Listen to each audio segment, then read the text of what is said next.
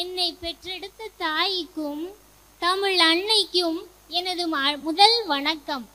சேரர்களின் செல்வந்தர்களே, சோழர்களின் சொந்தக்காரர்களே, பாண்டியர்களின் பரம்பரையாளர்களே, அவையோர்களே, சான்றோர்களே, எனக்கு முரணாக பேச வந்திருக்கும் அன்பு செல்வங்களே, உங்கள் அனைவருக்கும் அடுத்த வணக்கம்.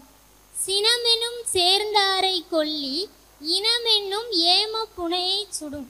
வள்ளுவர் சொன்னாராம், நாம ஒருத்தங்க மேல கோவப்பட்டா அது அவங்கள மட்டும் பாதிக்காதான், அவங்க கூட இருக்கவங்களையும் பாதிக்குமா. ஆனா இதெல்லாம் நான் சொல்றேன், நீங்க கேக்குறீங்க நாம என்ன அப்படியா செய்யறோம்? நமக்கு யாரை பிடிக்கலையோ அவங்க மேலதான் அதிக கோவம் இருக்கும். இது திருக்குறள்ல இருக்கு. ஆனா நம்ம அதெல்லாம் கேக்குறோமா? இல்ல. அடுத்து, இன்னைக்கு எல்லாரும் பஸ்ல இருந்தா வந்திருப்பீங்க. அந்த பஸ்ல திருக்குறள் இருக்கான்னு பார்த்துருப்பீங்களான்னு தெரியல. அந்த திருக்குறளை பார்த்துருப்போம், கொஞ்சம் படிச்சிருப்போம்னு வச்சுக்கோங்களேன். படிச்சதை இப்படி இருக்கு, இந்த கருத்தை நம்ம கேட்டு நம்ம வாழ்க்கையில முன்னேறணும், அப்படி யாராவது நினைச்சிருக்கோமா? இல்லையே.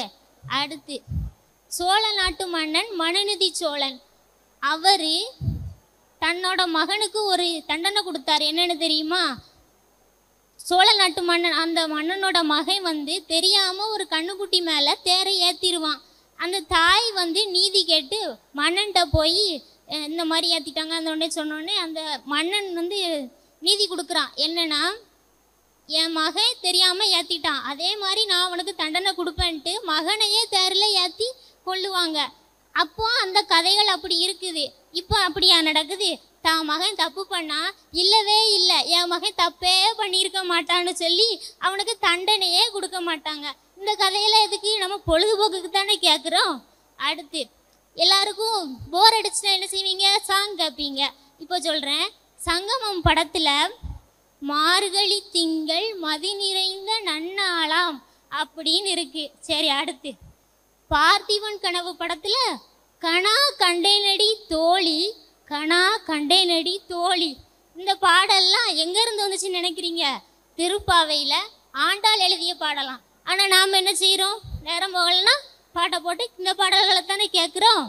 அடுத்து, எல்லாரும் காதல் செஞ்சுருப்பீங்க நினைக்கிறேன். அதில் லைலா மஜ்னு காதல் கதை தெரியுமா? இல்லை அமராவதி அம்பிகாவதி காதல் கதை தெரியுமா? இல்லை ஷாஜகான் மும்தாஜ் காதல் கதை தெரியுமா? இல்லை அது மாதிரி தான் உங்களால் காதலிக்க முடியுமா? இல்லையே. அதெல்லாம் சும்மா கதைக்கு பொழுதுபோக்குக்கு தானே கேட்குறீங்க. நகைச்சுவையாக இருக்கட்டும்னு விக்ரமாதித்தன் கதைகள் கேட்குறீங்க, பரமார்த்த குரு கதைகளை கேட்குறீங்க, தெனாலிராமன் கதைகளை கூட கேட்குறீங்க. அதெல்லாம் எதுக்கு? பொழுதுபோக்குக்கு தானே. அடுத்து, சிலப்பதிகாரத்தில் கண்ணகி கோவப்பட்டு மதுரையை எரிச்சாலாம். இப்போ யாராச்சும் போய் மதுரையை எரிக்க முடியுமா? இல்லை மதுரை தான் எரியுமா? இந்த கதையெல்லாம் பொழுதுபோக்குக்கு தானேங்க. அடுத்து, பக்தி இலக்கியம்னு சொல்லுவாங்க. கடவுளை உண்மையா பக்தியா கும்பிட்டா நல்லது கிடைக்குமா? ஆனால் இப்போ உள்ள எல்லாரும் கடவுளை போய் கும்பிட போகிறோம்னா சாமி சாமின்னு தஞ்சமுனைவா கும்பிடுறோம். இல்லையே, சைட் அடிக்க போவீங்க, பொண்ணுங்களாக இருந்தால் கலர் கலராக வளையல் வாங்க போவீங்க, பொங்கல் எங்கே போடுறாங்கன்ட்டு சாப்பிட போவீங்க. அப்படி தானே போகிறோம். இதெல்லாம் பொழுதுபோக்குக்கு தானே. அந்த பக்தி இலக்கியத்திலேருந்து வந்த ஒரு சின்ன கதையை சொல்கிறேன். ஒரு அம்மாவுக்கு 2 பிள்ளைங்க. அவங்க அந்த 2 பிள்ளைங்களும் கொஞ்சம் திருடர்களாக மாறிட்டாங்க. அதனால் அம்மா ரொம்ப கஷ்டப்பட்டு ஒரு சாமியாரை பார்த்து அந்த சாமியார்கிட்ட சொல்கிறாரு. அவங்க சொல்கிறாங்க, நீங்கள் என் பிள்ளைகளை கூப்பிட்டு வாங்க, நான் பார்த்து திருத்தி பண்ணுறேன் அப்படின்னு சொல்லி சொல்கிறாங்க. சரின்னு அந்த அம்மாவும் அந்த சாமியார்கிட்ட கொண்டு போய் பிள்ளைகளை கூப்பிட, அப்போ பையனை மட்டும் கூப்பிட்டாங்களாம். அப்போ உள்ளே அந்த பையன் உட்காருதான், சாமியார் பக்கத்தில் உட்காந்துருக்காரு. அப்போ சாமியார் கேட்காரு, கடவுள் எங்கே இருக்காரு? அப்படித்தான் கேட்டாங்க. அந்த பையன் ஒன்றுமே சொல்லலை, அமைதியாக இருந்தான். அடுத்து கொஞ்சம் சத்தமாக, கடவுள் எங்கே இருக்காரு அப்படி சொல்லி கேட்டான். அந்த பையன் அப்பவும் ஒன்றும் சொல்லலை, கொஞ்சமாக பயந்தான். அடுத்து, கடவுள் எங்கடா இருக்காரு அப்படி கேட்டான். அந்த பையன் பதட்டத்தில் வெளியே ஒடியாந்துட்டான். வெளியே வந்தோடனே அந்த சின்ன பையன் கேட்குறான், டேய் சாமி என்னடா சொன்னாரு, நீ எனக்கு சொல்ல அப்படின்னு சொல்லி. அவர் கடவுளே தொலைச்சிட்டாராண்டா, என்கிட்ட போய் கேட்காரு அப்படி சொல்லி சொல்கிறான். இப்படித்தானங்க பொழுதுபோக்கெல்லாம் போய்கிட்டு இருக்கு. எனவே இந்த விவாத மேடையானது கலவர மேடையாக இருக்க வேண்டி இலக்கியங்கள் மனித வாழ்வின் பொழுதுபோக்குக்கு தான் என்று நல்லதொரு தீர்ப்பை வழங்குமாறு தாழ்மையுடன் கேட்டுக்கொள்கிறேன். நன்றி, வணக்கம். போட்டுட்டு அவ தப்பிச்சுட்டு போறான். கடவுள் இருக்கிறாரா இல்லையான்ற விவாதம் அன்று மட்டும் இல்லை, இன்னைக்கு வரைக்கும் அது தொடர்ந்துக்கிட்டு தான் இருக்கு, பிரச்சனையாகவும் இருக்குது. அதனால அந்த தலைப்புக்குள்ளாக நம்ம போக வேண்டாம்னு நினைக்கிறேன். ரொம்ப ரொம்ப அருமையாக பேசினா. இல்லை, இலக்கியங்கள் நம்முடைய வாழ்க்கையை பண்படுத்துவதற்காக தான் இருக்கிறது. அவங்க பார்த்த பார்வையெல்லாம் சும்மா பொழுதுபோக்கு அம்சங்களை மட்டுமே பார்த்துட்டு போயிட்டாங்கன்னு. ஒரு பத்திரிக்கை இருக்குன்னு வைங்களேன், அந்த பத்திரிக்கையில் சினிமா செய்திகளும் இருக்கும், பொழுதுபோக்கு அம்சங்களும் இருக்கும், விளையாட்டு செய்திகளும் இருக்கும், தேவையான தலைப்பு செய்தியும் இருக்கும். பார்க்கிற நம்ம பார்வையில் தான் இருக்குதுன்னு எதிரணியில் இருக்கக்கூடிய மாணவி வர்ஷினி வாதிட வருகிறார்.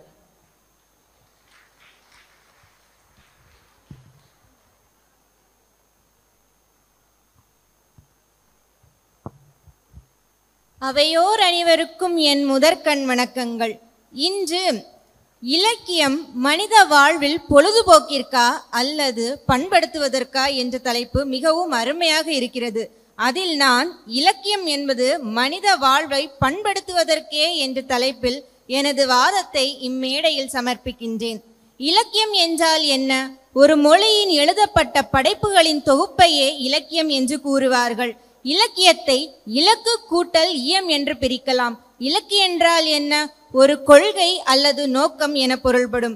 இயம் என்றால் அந்த கொள்கை அல்லது நோக்கத்தை எடுத்து உரைப்பதாக பொருள்படும். நீங்கள் பார்க்க போனால் இலக்கியத்தை கால கண்ணாடி அப்படின்னு சொல்லுவாங்க. ஏன்னா அந்தந்த காலத்தில் எழுதப்பட்ட நூல்கள் அந்தந்த காலத்தின் மக்களுடைய வாழ்வியல், சமூகம், அவர்களுடைய நடை, கலாச்சாரம், பண்பு, இந்த மாதிரி எல்லாவற்றையுமே நம்மளுக்கு கொஞ்சம் கொஞ்சமாக ஆணித்தரமாக கூறுவதால தான் அதை இலக்கியத்தை காலத்தின் கண்ணாடின்னு சொல்லுவாங்க. இலக்கியத்தில் நிறைய தகவல்கள் இருக்கு. இலக்கியத்தில் இல்லைன்னு சொல்றதுக்கு எதுவுமே இல்லை.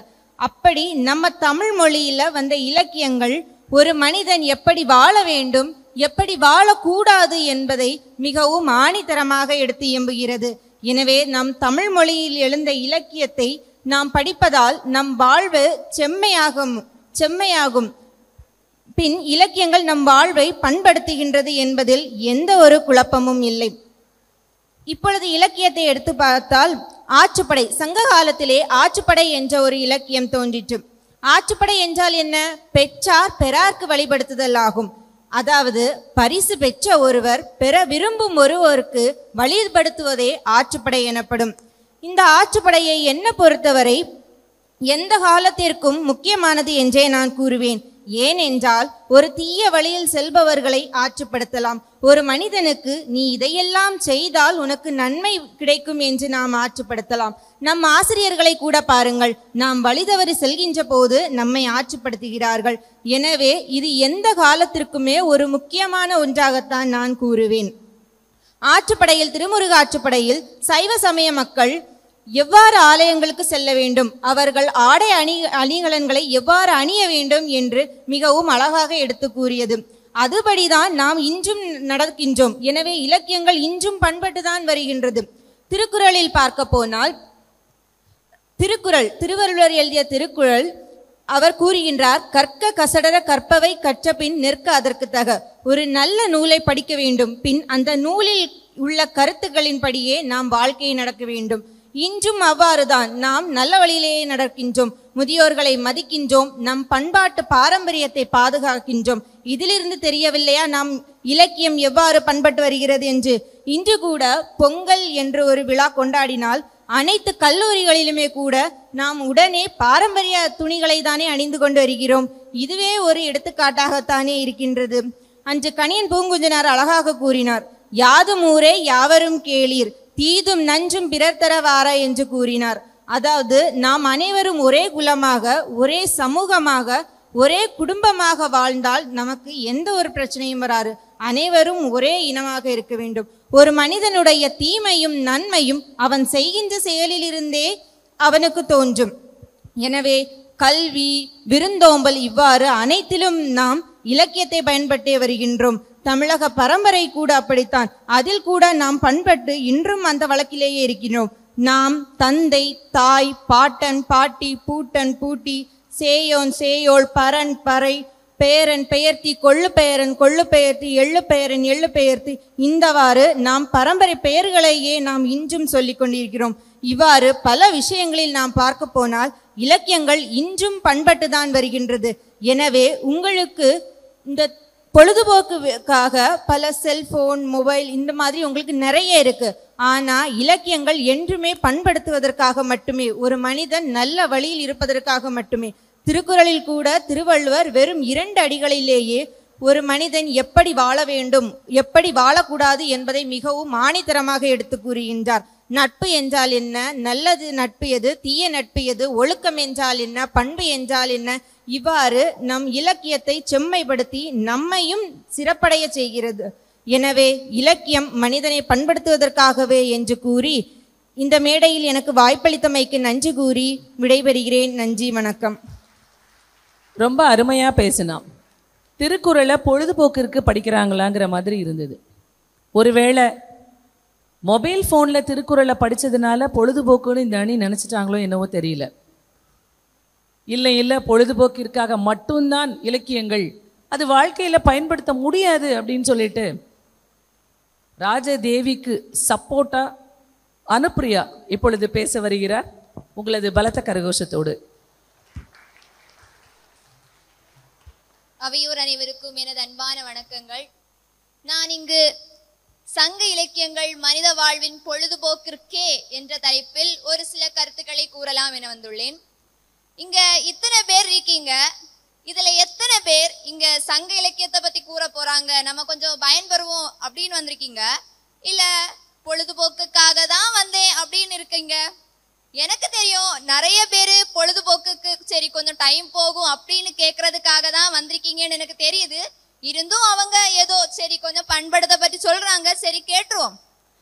நீங்க யோசிக்கலாம், என்னடா இவ வந்ததுமே இப்படி சொல்றா அப்படின்னு. ஒரு எடுத்துக்காட்டு இல்லாம நான் சொல்லுவேனா?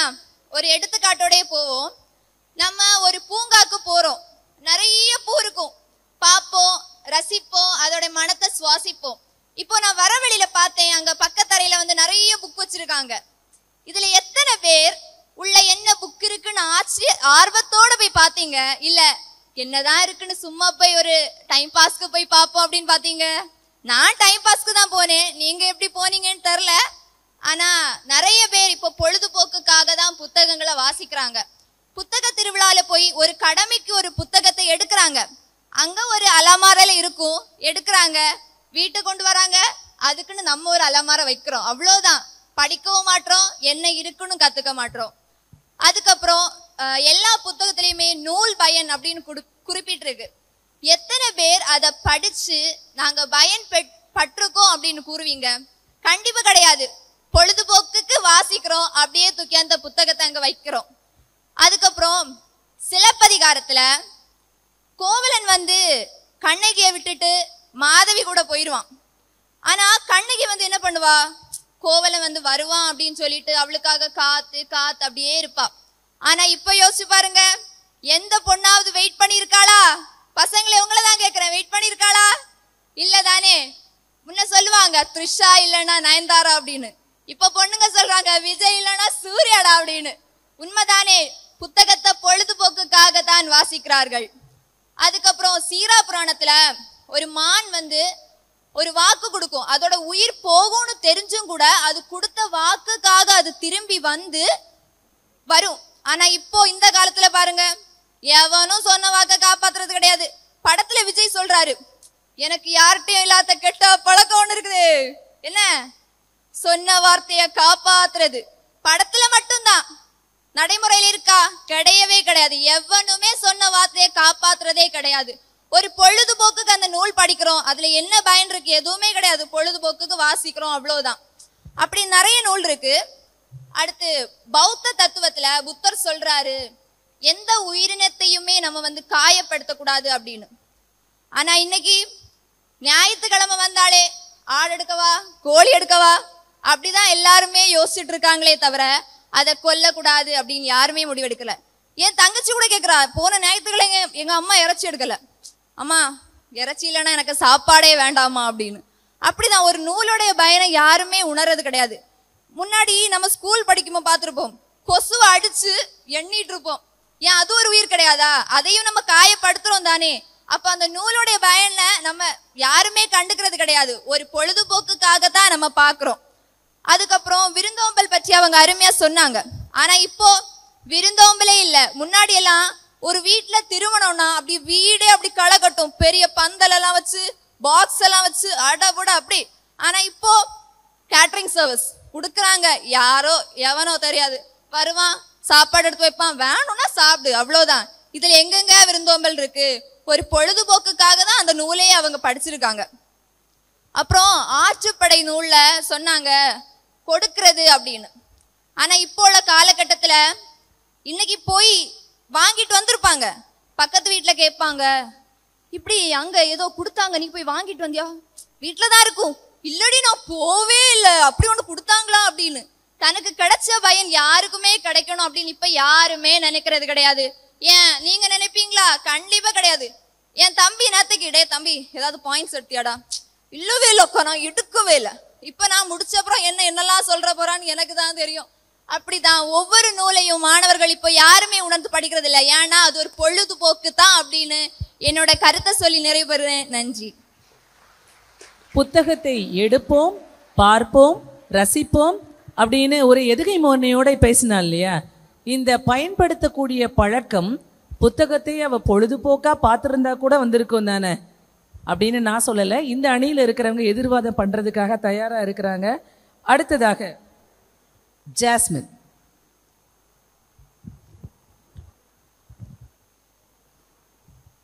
என்னை பெற்றெடுத்த தாய்க்கும் தத்தெடுத்த தமிழுக்கும் அவையோர் அனைவருக்கும் என் அன்பின் கனிவான வணக்கத்தை நான் தெரிவித்துக் கொள்கிறேன். கல் தோன்றி மண் தோன்றா காலத்தே முன் தோன்றி குமரியிலே குருத்தாகி பொதிகையிலே குழந்தையாகி மதுரையிலே மடந்தையாகி காவிரி கரையிலே காலார நடந்து கங்கை கரையினும் தோளோடு நிமிர்ந்து பல தடைகளை தாண்டி வீழாது விழித்து வரலாற்று பக்கங்கள் தோறும் தன் காலடி பதித்து சிதையாமல் இருக்கும் செம்மையான மொழிதானே தமிழும் அதன் இலக்கியங்களும். வள்ளுவன் சொன்ன வாழ்வியல் அறம்பும் சிலம்பு சொன்ன காப்பிய நடையும் 8 தொகையும் 10 பாட்டும் 11 கீழ்கணக்கும் பகற்றும் நம் தமிழின் பெருமையை உலக அரங்கில் அகத்தியமும் தொல்காப்பியமும் இலக்கண நூலாகி இலக்கியம் வளர்த்து சங்கம் கண்டு சிங்கநடை போட்டது நம் தமிழ் இலக்கியம். எண்ணற்ற புலவர்களாலும் அரசர்களாலும் 2000 ஆண்டுகளுக்கு முன்பே நம் தமிழ் இலக்கியம் வளர்க்கப்பட்டது. நம் அனைவரும் கல்வியின் ஆரம்பத்தையே அவ்வையின் ஆத்திச்சூடி அறம் செய்ய விரும்புதான ஆரம்பம் செய்கிறோம். ஊசியின் காதுகளில் நூல் நுழையும் போது அது ஆடையின் கிழிசல்களை தைக்கிறது. மனிதன் காதுகள் என்ற துளைகளில் நூல் நுழையும் போது அது நம் மனதில் கிழிசல்களை தைக்கிறது. அவ்வாறு என் மனதில் நுழைந்த நூல்தானே சிலப்பதிகாரம். வடக்கில் கல்லெடுத்து தெற்கில் தெய்வமான மரத்தமிழச்சியும் அவள்தான், மரவா தமிழச்சியும் அவள்தான். பூம்புகார் அவள் ஊர், புகார் நகரில் வாழ்க்கை பெற்று பொற்கொள்ளன் கொடுத்த பொய் புகாரில் அவள் வாழ்க்கையே பட்டு போனதே. 12 ஆண்டு கால தவம் மாதவியிடம் இருந்து மனம் கசந்து வந்த கோவலன். அவளிடம் அழுகை இல்லை, ஆர்ப்பாட்டம் இல்லை. அவள் அந்த இடத்தில் காத்த மௌனம் அவளுடைய மன வலிமையை நமக்கு காட்டுகிறது. கோவலன் தீவினையால் இறக்கவில்லை, அவன் கண்ணகியின் நேர்மை அவனை கொண்டது. இது சிலப்பதிகாரம் எனக்கு கற்றுத்தந்த பாடம். திருவாசகத்திற்கு உருகார் ஒரு வாசகத்திற்கும் உருக மாட்டார் என்று நம் மாணிக்க வாசகருடைய திருவாசகம் என்பது மறுமையை ஏற்பவர்களுக்கு மருந்து, அதை மறுப்பவர்களுக்கு இம்மையிலே விருந்து. நம் ஆண்டவனின் பெயரால் பிளவுண்டு கிடக்கும் சமுதாயத்திற்கு மதம் பரப்ப வந்த ஒரு பாதிரியார் திருவாசகத்தை மொழிபெயர்த்திருக்கிறார் என்றால் ஜாதி இனம் மொழி கடந்து நம் தமிழ் இலக்கியம் நமக்கு பண்பாட்டை கற்றுத் தருகிறது. 63 நாயன்மார்களின் கதையல்ல பெரிய புராணம். 600 ஆண்டுகளாக வாழ்ந்த மக்களின் வாழ்க்கையின் வரலாறு. என்றைக்கும் இறைவனின் இல்லம் அது நல்லோர்தம் உள்ளம் என்று அன்றைக்கே முற்றுப்புள்ளி வைத்தது பெரிய புராணம். கத்தி முனையை விட பேனா முனை சிறந்தது என தன் பேனா முனையிலே விடுதலை முழக்கத்தை முழங்கிய பாரதி, அச்சமில்லை அச்சமில்லை அச்சமென்பதில்லையே, உச்சி மீது வானிடிந்து வீழுகின்ற போதிலும் அச்சமில்லை என்று அவர் கூறிய வரிகளை வாசிக்கும் போதெல்லாம் என் உடல் மெய் சிலிர்க்கிறதே. அச்சமில்லைதான். இந்த பட்டியலில் நம் வள்ளுவனை விட இயலுமா? அரசியல், அறம், கல்வி, வணிகம், காதல் என நம் பிறப்பு தொட்டு இறப்பு வரை அனைத்தையும் வெறும் 2 அடிகளில் 7 சீர்களில் அவ்வளவு கவித்துவத்தோடு வள்ளுவன் சொன்னதை வியக்காதவர்களே இல்லை. வேற்றுமைகளால் பிளவுண்டு கிடக்கும் சமுதாயத்திற்கு பிறப்புக்கும் எல்லா உயிருக்கும் என சமத்துவ மந்திரத்தை காலத்தால் முந்தி தந்த தமிழன் நம் திருவள்ளுவரும் அவருடைய திருக்குறளும் நமக்கு பாடமாக கற்றுத்தருகிறது. நவீன இலக்கியங்கள் என சும்மாவா? தமிழ்ச்செல்வன் எழுதிய பசியின் கொடுமை நூல்கள், அதனுடைய வரிகளை வாசிக்கும் போதெல்லாம் என் கண்களில் கண்ணீர் மல்கியது. தலித் இலக்கியங்கள், நம் நவீன இலக்கியங்கள் என நம் இலக்கியங்கள் நம் மக்களின் அன்றாட வாழ்வின் அவலங்களையும் போராட்டங்களையும் நமக்கு கண்ணாடி திரைகளாக நமக்கு முன் காட்சிப்படுத்துகின்றன. இப்படிப்பட்ட இலக்கியம் எப்படி பொழுதுபோக்காகும்? அதை பொழுதுபோக்கு என்று கூறுவதற்கு வந்து இருக்கிறீர்களே. தோல்விகளை சந்தித்து விழுந்த போதெல்லாம் முண்டாசு கவிஞன் பாரதியின் வரிகள், பல வேடிக்கை மனிதர்களைப் போல் நானும் வீழ்வேன் என்று நினைத்தாயோ என்ற அந்த ஒற்றை வரிகள் நான் விழுந்த இடங்களில் எல்லாம் என்னை மீண்டும் மீண்டும் எழ வைத்ததே. இப்படிப்பட்ட இலக்கியம் எப்படி பொழுதுபோக்காகும்? இப்படி நீங்கள் இலக்கியத்தை பொழுதுபோக்காக பார்ப்பதால் தானே நம் கலாச்சாரத்தை இழந்து கொண்டிருக்கிறோம். நம் பண்பாடு சீர்கெட்டு கொண்டிருக்கிறது.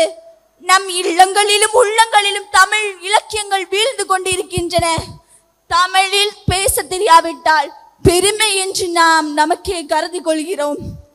அகத்தியன் தொட்டியலிட்டு கம்பன் தாளாட்டி பாவேந்தர் பாராட்டி மூவேந்தர் சீராட்டி பல்லாயிரம் ஆண்டுகள் கழித்தும் இன்றும் உயிர்ப்போடு இருக்கும் நம் தமிழ் இலக்கியத்தை இளைய சமுதாயமே உங்களையும் சேர்த்துதான் அழைக்கிறேன்.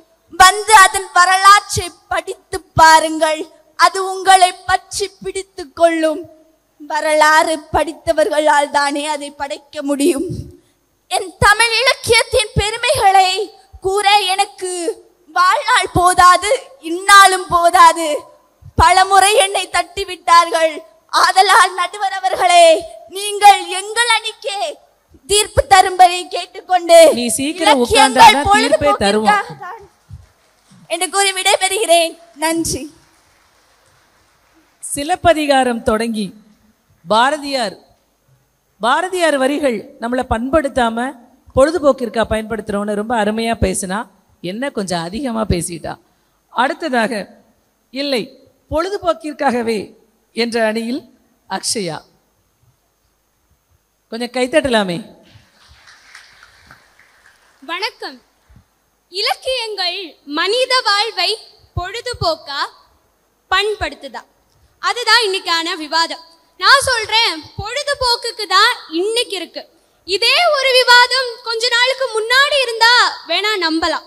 ஆனா இப்போ அது பொழுதுபோக்காக தான் இருக்குங்கிறது தான் உண்மை. அதுக்கு ஒரு சான்றா ஒரு பாடலோட ஆரம்பிப்போமா? நெடுநல் வாடைங்கிற ஒரு இலக்கியம் இருக்கு இல்லையா? அந்த இலக்கியத்துல ஒரு பாடல் இருந்துச்சு. மல்லிகா பானத்தை அம்புகளோ கண்முன தும்புகளோ அம்புலி பூநிலா நாம்புகளோ புஞ்சிரி தும்புகளோ முல்லா மலர்மணி செண்டுகளோ நின்மொழி சுண்டுகளோ தேன் தேடி எத்துண வண்டுகளோ பூன்கிலா துண்டுகளோ. எங்கேயோ கேட்ட மாதிரி இருக்கா? ஒன்னும் இல்ல, புஷ்பா 2ல இப்போ அது பாட்டா இருக்கு. இலக்கியங்கிறது இன்னைக்கு பொழுதுபோக்கா தான் இருக்குங்கிறது தான் உண்மை. இன்னும் ஒரு பாடல் வேணா சொல்லலாம். யாயும் யாயும் யார் யாரேரோ எந்தையும் நுந்தையும் இம்முறை கேலீர்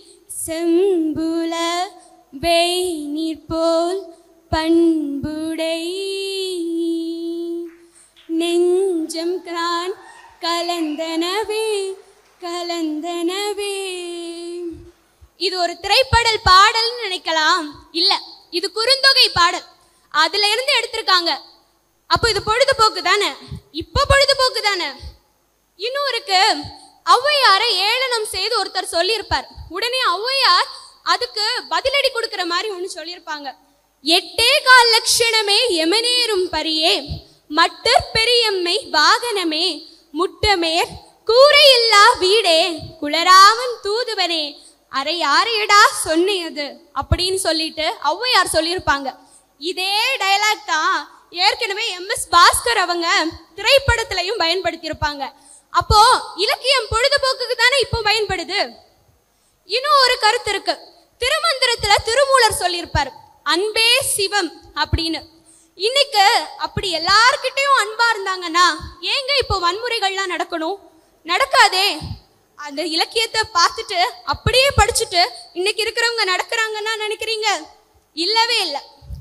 இன்னொன்னு இருக்கு, புறநானூறு எப்பவுமே சொல்லும், புறநானூர்ல சொல்லப்படாதது எதுவும் இல்லை. வீரம் பற்றியும் கொடை பற்றியும் புகழ் பற்றியும் எடுத்துரைக்குது. இன்னைக்கு வீம்புக்கு சொல்லலாம் நான் வீரன் அப்படின்னு.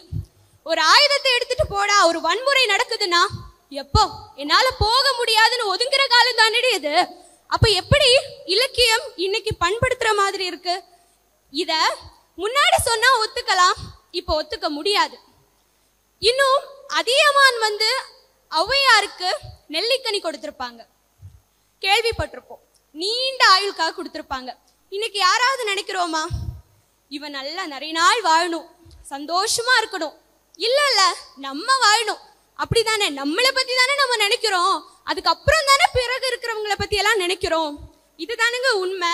அப்ப எப்படி இலக்கியம் இன்னைக்கு பண்படுது அப்படின்னு நம்ம சொல்லலாம்? ராமாயணம் எல்லாருக்கும் தெரியும். கம்பராமாயணத்துல ராமாயணம் சூப்பரா கம்பர் எழுதியிருப்பார். அதுல ஒண்ணு வரும், ராமர் லக்குவன் சீதை 3 பேருமே வனவாசத்துக்கு போவாங்க. இது பரதனுக்கு தெரியாது. ஆனா பரதனுக்கு தெரிய வந்தோடனே பரதன் சொல்றான், என்ன சொல்றான் அப்படின்னா, என்னுடைய சகோதரன் இப்படி இருக்கும் பொழுது அவன் வனவாசம் முடிச்சுட்டு திரும்ப வரலன்னா நான் என்னுடைய உயிரை நீப்பேன்னா. இன்னைக்கு இருக்கிறவங்க யாராவது என்னுடைய சகோதரருக்கு ஒண்ணுனா பதறி அடிச்சு போவேன், அவனுக்காக நான் உயிரை விடுவேன் அப்படின்னு யாராவது இருக்காங்களா? இல்லவே இல்லை. சொல்லலாம் நான் இருக்கேன்னு சொல்லலாம், அப்படியும் இருக்காங்க. ஆனா இல்லாதவங்களும் மேக்சிமம் அப்படிதான் இருக்காங்க. ஏன்னா அவங்களுக்கு வரக்கூடிய மனைவிமார் விடுவாங்களா? இதுதானுங்க உண்மை. எல்லா இடங்கள்லயும் நம்ம இலக்கியம் பண்பட்டதா பொழுதுபோக்கா அப்படின்னு வரும்பொழுது இலக்கியத்தை நான் வெறுக்கல. இலக்கியம் அப்படிங்கிறது பொதுவா சின்ன வயசுல இருந்தே படிச்சுட்டு வரக்கூடியது. அதை வெறுக்க முடியாது. அதை பயன்படுத்தவும் முடியுமா அப்படின்னா இந்த காலத்துல முடியாது.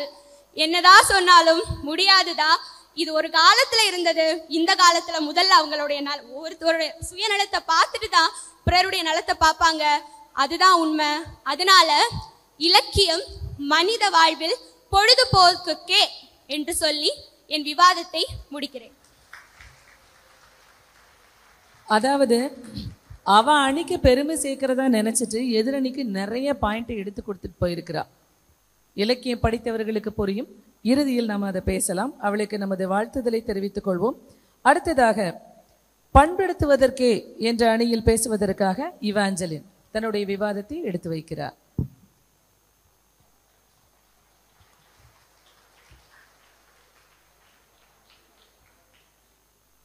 அனைவருக்கும் மாலை வணக்கம். இலக்கியங்கள் மனித வாழ்வை பண்படுத்துகிறதா அல்லது பொழுதுபோக்குக்கா என்று இந்த விவாத மேடை அமைந்துள்ளது. நான் மனித வாழ்வில் இலக்கியங்கள் மனிதனை பண்படுத்தவே என்று ஆணித்தரமாக பேச வந்துள்ளேன். எத்தனை கோபம், எத்தனை வன்மம்!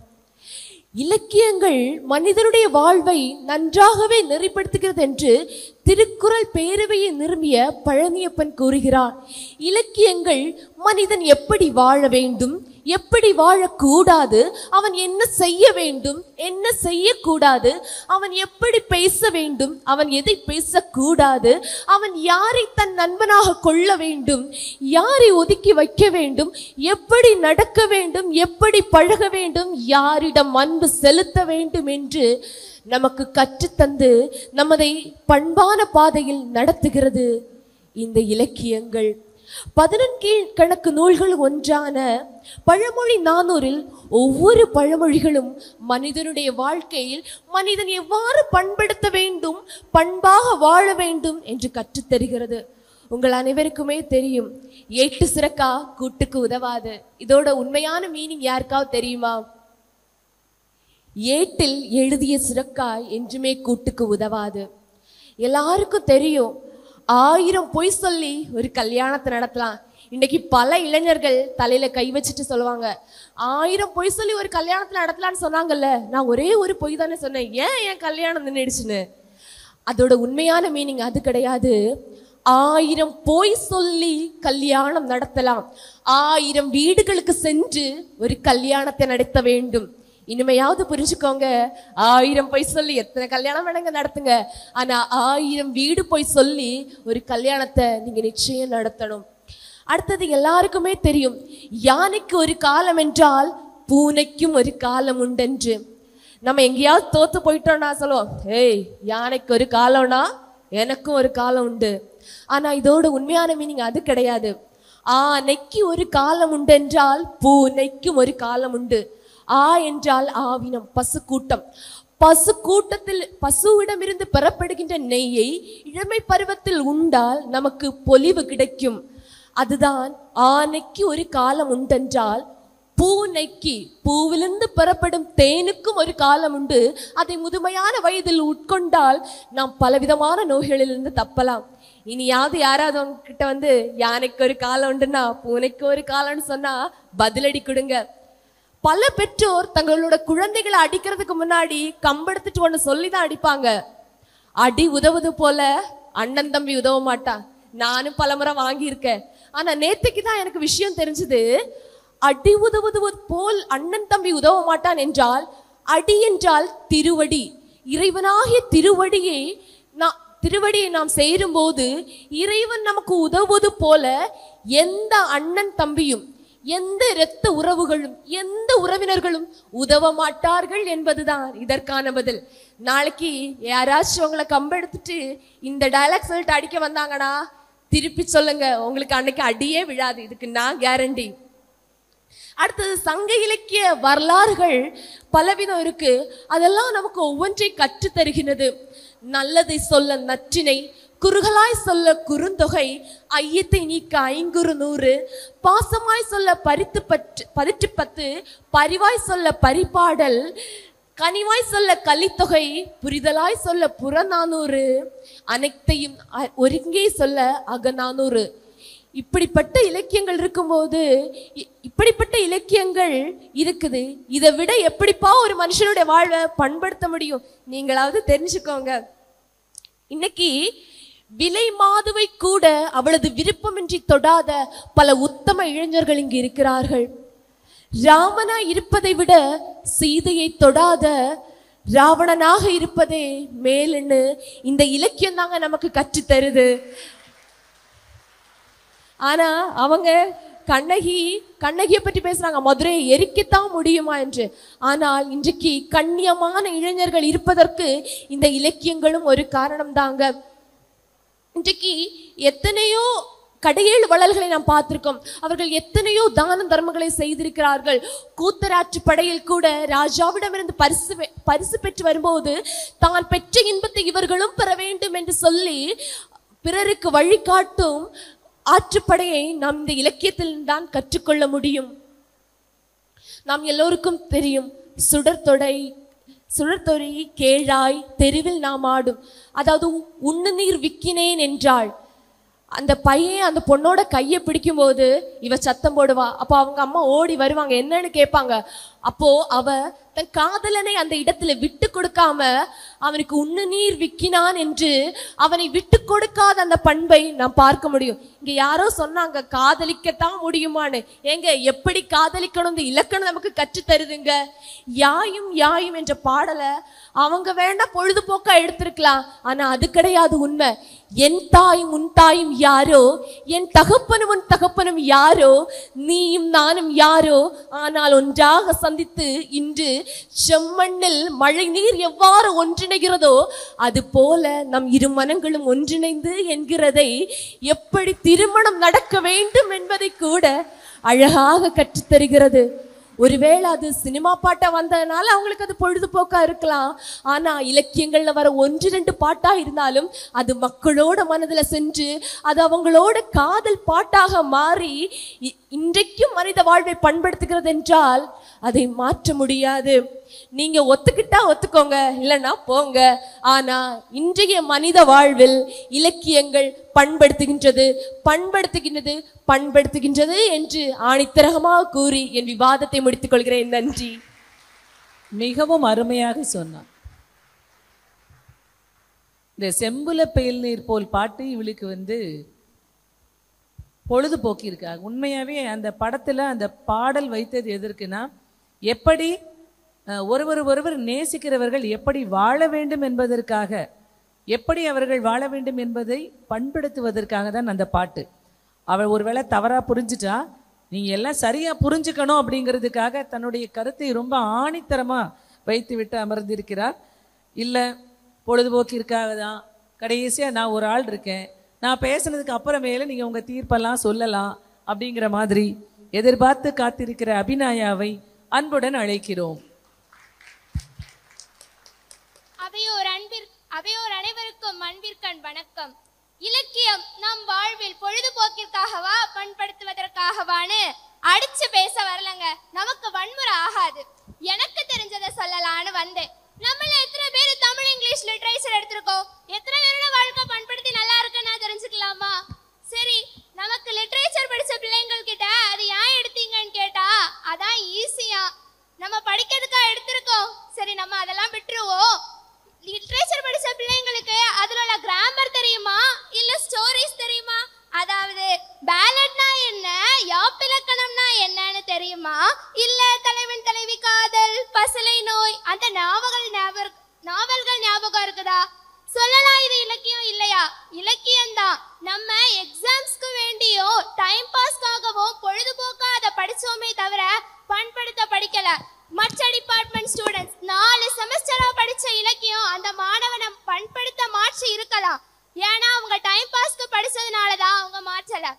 இலக்கியத்துல எத்தனையோ காதல் வாழ்க்கை, திருமண வாழ்க்கைய சொல்லி தராங்க.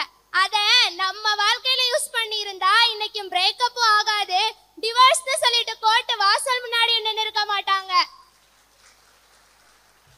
இலக்கியத்துல தடுக்கி விழும்போது ஆ ஆவாம், சிரிக்கும் போது ஈ ஈயா, சூடுபட்டா ஊ ஊவா, உயிரெழுத்த அற்புதமா சொன்னா நம்ம பசங்க ஊ சொல்றியா மாமா, ஊ சொல்றியா மாமான்னு சொல்லிட்டு இருக்காங்க.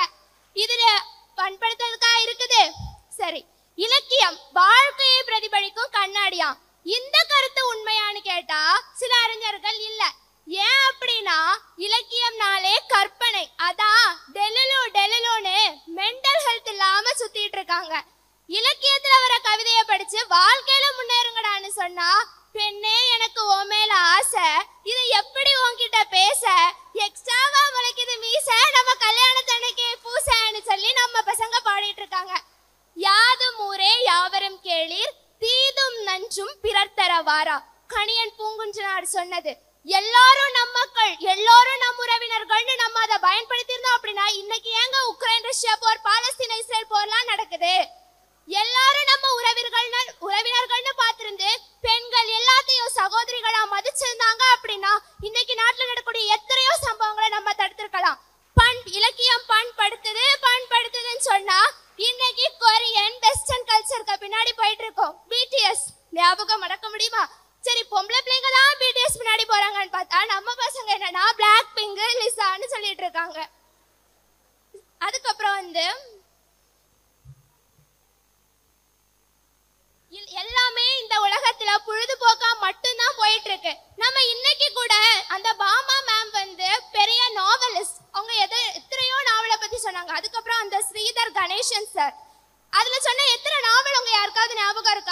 இல்ல நம்ம பொழுதுபோக்குக்கு இங்க வந்து கேட்டிருக்கோம். நான் எனக்கு பின்னாடி இருந்த பசங்களே இருந்து ஃப்ரீ ஃபயர் விளையாடிட்டு இருந்தாங்க. இதுல நான் என்ன சொல்றது, அவங்க பொழுதுபோக்குக்கு தானே வந்திருக்காங்க. எவ்வளவு செழுமையான நம்ம உலகத்துல வாழ்றோம் சொல்லக்கூடிய இந்த இலக்கியத்தை நம்ம பொழுதுபோக்கா படிக்கிறதுனாலதான் இன்னைக்கு நம்ம தமிழ் பேச வெட்கப்படுறோம். ஆங்கிலம் பேசாம இருக்கத கூச்சமா நினைக்கிறோம். சிலப்பதிகாரத்துல கண்ணகின்னு சொல்லிட்டு இருக்கோம். சிலப்பதிகாரத்துல கண்ணகி கணவனுக்காக நீதி கேட்டு பாண்டிய மன்னர்கிட்ட போனான். போய் மதுரையை எரிச்சா பாண்டிய மன்னனும் செத்தான். இப்ப எங்கங்க பாண்டிய மன்னனையும் கண்ணகியையும் பார்க்க முடியுது? யாரு உண்மையா பாண்டிய மன்னனா இருக்கா? உண்மையோடி யாருமே கிடையாது. காலம் என்னும் ஆழியிலும் காற்று மழை ஊழியிலும் என்றும் சாகாது கம்பனவன் பாட்டு. அவன் எதிர்கால தலைமுறைக்கே எழுதி வைத்த சீட்டு. கூந்தலினால் உள்ளிருப்பாய் என்று சொல்லி பள்ளமிடும் ராகவ நம்பு, அது பாடல் அல்ல உண்மை என்று நம்பு அப்படின்னு சொன்ன கம்பராமாயண பாடல்கள் இன்னைக்கு நம்ம எத்தனை பேருக்கு தெரியும்? நெல்லை ஜெயந்தா எழுதினாரு தாயின் பெருமையை. எல்லா தெய்வங்களும் கருவறைக்குள் இருக்கும், அந்த கருவறையே இந்த தெய்வத்துக்குள் இருக்கும் அப்படின்னு. இத நம்ம வாழ்க்கையில பண்படுத்திருந்தோம் அப்படின்னா யாரும் இப்போ அவங்க அம்மாவை ஏளனமாகவோ இகழ்ந்தோ பேசி இருக்கவும் மாட்டாங்க. அனாதை இல்லத்துல சேர்த்து இருக்கவும் மாட்டாங்க. அனாதை இல்லம்னு ஒண்ணு இப்ப தொடங்கி இருக்கவும் மாட்டாங்க. உலகத்துல எத்தனையோ மொழிகள் இருக்கு. அத்தனை மொழிகளுக்கும் இலக்கிய வகைப்பாடுகள் இருக்கு. தமிழ் இலக்கியத்துல இருக்க வகைப்பாடு வேற எந்த மொழிகள்லயுமே கிடையாது. அந்த இலக்கிய வகைப்பாடை நம்ம பண்படுத்த படிச்சிருந்தோம் அப்படின்னா நாடும் மக்களும் ஏன் இன்னைக்கு வல்லரசாகாம இருக்கு? எனவே இலக்கிய மனித வாழ்வில் பொழுதுபோக்கிற்காக தான் உள்ளது என்று கூறி விடைபெறுகிறேன். நன்றி, வணக்கம். சினிமா பாடல் மட்டுமே இலக்கியம் அல்ல. சினிமா பாடல் தாண்டிய இலக்கியங்கள் பல உண்டு. சினிமா பாடல் சார்ந்த பாடல்கள்லாம் நீ பொழுதுபோக்கிற்காகன்னு எடுத்துக்கலாம். ஆனாலும் நிறைய அருமையான கருத்துக்களை அவளுடைய விவாதத்தில் வைத்தாள். அவளுக்கு நமது மனமார்ந்த நன்றிகள். அடுத்து நிறைவாக நாகராஜ சுந்தரம் பண்படுத்துகின்றதே என்ற தலைப்பில் விவாதிக்க வருகிறார். ஏடு தூக்கி பள்ளியில் இன்று பயிலும் பையன்தான் நாடு காக்கும் தலைவனாய் நாளை விளங்கப் போகிறான். தித்திக்கும் தேன் தமிழ் திக்கட்டும் பரவட்டும், முத்தமிழ் தாய்க்கு என் முதற்கண் வணக்கங்கள். நடுவர் அவர்களே, ஆசிரியர் பெருமக்களே, வருங்கால தூண்களே, மாணவ செல்வங்களே, என்னை போன்றோர்களே, வையகமே வானகமே, என்னை வாழ வைக்கும் தமிழகமே, உங்கள் அனைவருக்கும் என் முதற்கண் வணக்கங்களை கூறி என் தலைப்பை முன்னெடுத்து வைக்கிறேன். என் தலைப்பு இலக்கிய நூல்கள் இன்று மனித வாழ்க்கையை பண்படுத்துகிறது. இதோ என் தலைப்பை ஒட்டிய சிறு கவிதை. கைப்பு மருந்தை கைத்தொடார் என்றே இனிப்பை தடவும் இனிக்க மருந்து, கைப்பு மருந்தை கைத்தொடார் என்றே இனிப்பை தடவும் இலக்கிய மருந்து. யாயும் யாயும் யாராகியரும் எந்தையும் நுந்தையும் எம்முறை கேளீர், கேட்டது குறுந்தொகை, யாதும் ஊரே யாவரும் கேளீர், சொன்னது புறநானூறு. படிப்பது ஏன் பள்ளிக்கூடம் நான் அறியேன் என்பவர்கள் கூட அகநானூறு, புறநானூறு, சிலப்பதிகாரம், சீவக சிந்தாமணி என்று அந்த இலக்கிய நூல்களில் உள்ள வாழ்க்கை பயன்மிக்க கருத்துக்களை பேசுகிறார்கள் என்றால், சட்டியில சோறு இருந்தா தானே ஆப்பையில மாட்டோம். அப்போ அந்த இலக்கிய நூல்களில வாழ்க்கை நலன் மேலோங்கி இருப்பதனால தானே அதெல்லாம் பேசுறாங்க. அறம் இருக்கும் ஆட்களை காட்டிலும் அறகுறை ஆட்களாக உள்ளனர் எதிரே. சிலப்பதிகாரம் எப்படிப்பட்ட பாடல், அது என்னமோ சீரியல் பார்க்குற மாதிரி புலம்பிட்டு போறாங்க. இங்க யாரும் கருத்து பொருள் இல்லாம பாடல் எழுதிட்டு போல. எம் சிலப்பதிகார பாடலை பற்றி என்ன தெரியும் உங்களுக்கு? கண்ணகி கோவலன் கண்ணகி கதை இருப்பது மட்டும் பாடல் விளக்கம் அல்ல. இளங்கோவடிகள் அதற்கு ஒரு பட்டியலே சொல்றாங்க. அப்பட்டியலை கேட்டா இந்த கதைக்கு அர்த்தமே வேற. இத சொல்றதுக்கு தான் அந்த கதையே இருக்கு. இதெல்லாம் கடைபிடிச்சா வாழ்க்கையில பொறாம, போட்டி, வம்பு, சண்டை, காவல் நிலையம், நீதிமன்றம் இதுக்கெல்லாம் வேலை இருக்குமா? வாழ்க்கை இப்படித்தான் இருக்க வேண்டும் என்பதை கூற சொல்ல செதுக்கப்பட்ட வரிகள் தான் இளங்கோவடிகள் கூறிய பட்டியல். கேட்டோம் பேசினோம் என்று பேசுவதற்குரிய மேடை இது இல்லை. புரிதல் இருப்பவனே மனிதன். அறகுறை புரிதலுக்கு நாங்கள் ஆளாக முடியுமா? புரிதல் இல்லாமல் புலம்புவோர் மனிதர்களே இல்லை. நோட்டை வைத்துவிட்டு பேசினால் மிகவும் அருமையாக இருக்கும்.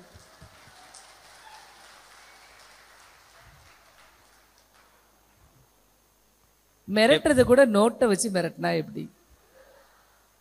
எம் திரிக்கடக பாடல்கள் 11 கீழ்கணக்கு நூல்களில் ஒன்று. சுக்கு, மிளகு, திப்பலி ஆகிய மூன்றும் எப்படி ஒரு மனிதனின் உடலில் நோயை தீர்க்கின்றனவோ அதுபோல் திரிக்கடகத்தில் வரும் பாடல்களில் உள்ள 3 கருத்துக்களும் மக்களின் அறியாமை என்னும் நோயை போக்கி தீர்க்கிறது.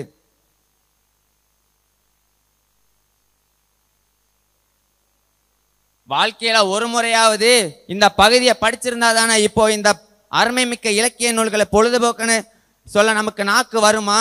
நம்ம தான் 299 ரூபா ரீசார்ஜை போட்டு அடுத்த புஷ்பா படத்துல என்ன பாட்டு வருதுன்னு தேடிட்டு இருக்கிறோம். இந்த மாதிரி நல்ல நூல்களை நம்ம எங்க தேட போறோம்? கையடக்க கைபேசிக்குள்ள கடமைக்கு இலக்கிய நூல்களை வச்சு படிக்க கூடாது. கையேந்தி இலக்கிய நூல்களை படிச்சு பாருங்க, அதோட அருமை புரியும். பார்வையில தெரியாதது படிப்பதில் மட்டுமே புரியும். படிக்கும் போது அதன் தெளிவு வரும் உங்களுக்கு. கடைசியாக நடுவர் அவர்களே, இலக்கிய நூல்கள் வாழ்க்கைக்கு பண்படுதுன்னு முடிவு சொல்லுமாறு தாழ்மையுடன் கேட்டுக்கொள்கிறேன். அதாவது எப்படி இலக்கியங்களை கையில வச்சு படிக்கலாங்கிறதுக்கு ஒரு இதை செஞ்சு காட்டிட்டாரு, ஒரு சோதனையே செய்து காட்டிட்டார். இதுல வேற கடைசியில நடுவர் அவர்களே எங்களுக்கு சாதமாக நீங்கள் தீர்ப்பு வழங்க வேண்டும். அதாவது ஒரு குறுகிய நேரத்துக்குள்ள அதை முடிச்சிடலாம்னு நினைக்கிறேன். ஏன்னா நேரம் இல்லாமை காரணமாக அதியமான் ஔவைக்கு கொடுத்த நெல்லிக்கனி இது இலக்கியத்துல கொடுத்ததை எப்படி நாம பொழுதுபோக்கிற்காக எடுத்துக்கொள்ள முடியும்? அதாவது ஒரு பெரிய அரசன் தனக்கு கிடைத்த நெல்லிக்கனியை தான் உண்டு நீண்ட கால வாழலாம் அப்படின்னு நினைக்காமல் ஒரு கற்ற ஒரு பெண்மணி, ஒரு கல்வி, ஒரு அறிவு சார்ந்த பெண்மணி, ஒரு அறிவு நீண்ட நாள் வாழ வேண்டும் என்று நினைத்து அந்த நெல்லிக்கனியை ஔவைக்கு கொடுத்தானே ஒழிய நாம தின்றலாம் நினைக்கிறது அது பொழுதுபோக்கிற்காக அப்படிங்கிற மாதிரி நம்ம எடுத்துக்கொள்ள முடியாது. அதாவது என்னன்னா, கற்றறிந்தோர் நீண்ட காலம் வாழ்வது நிறைய பேருக்கு உதவியாக இருக்கும் என்பதை நம்ம மத்தியில, நம் மக்கள் மத்தியில பண்படுத்துதலை உண்டாக்குவதற்காகத்தான் ராமாயணத்துல சகோதர பாசத்தை சொன்னாங்க. அந்த மாதிரி இருக்குதா? இந்த இப்பெல்லாம் இல்லையா? அந்த மாதிரி இருந்தது, இப்பவும் அதே மாதிரி இருங்க அப்படிங்கறதை பண்படுத்துவதற்காகத்தான். அடுத்து, நெருப்பினால் சுட்ட புண் உள்ளாரும் ஆறாதே நாவினால் சுட்ட விடுன்னு திருக்குறள். இதுல என்ன அப்படின்னா, நாம ஒருத்தரை ஈஸியா எளிதா பேசிடுறோம். ஆனா அது இவங்களை எவ்வளவு சுடும் அப்படிங்கிறது யோசிக்காம பேசிடுறோம். தீப்புண் கூட ஆறிடும், ஆனா நம்ம வார்த்தையால சுட்ட அந்த சொற்களுடைய வடு ரொம்ப நாள் ஆறாம இருக்கும். அதனால பார்த்து பேசு அப்படின்னு நம்மை பண்படுத்துவதற்காக தான். அச்சம் அச்சம் இல்லை, அடிமை எண்ணம் இல்லை, காலம் இங்கு கூடி போச்சு, கண்ணீர் மிச்சம் இல்லையே. இது அச்சம் இல்லை. எப்ப பார்த்தாலும் எதுக்கு எடுத்தாலும் பயந்து கொண்டு இருக்கக்கூடிய மானுட சமுதாயத்திற்கு அச்சம் தவிர்க்க சொல்லி எழுதிய பாரதியார் பாடல் கண்டிப்பாக பண்படுத்துவதற்காகத்தான். பொழுதுபோக்கிற்காக நம்ம படிக்கிறோம் தான். ஆனா இந்த பொழுதுபோக்கிற்காக படித்த இந்த இலக்கியங்கள் என்றோ ஒரு நாள் நாம தவறி விழக்கூடிய சூழ்நிலைகள், தருணங்கள் வரும்பொழுது கண்டிப்பாக அவை நம்மை பண்படுத்தத்தான் செய்யும்.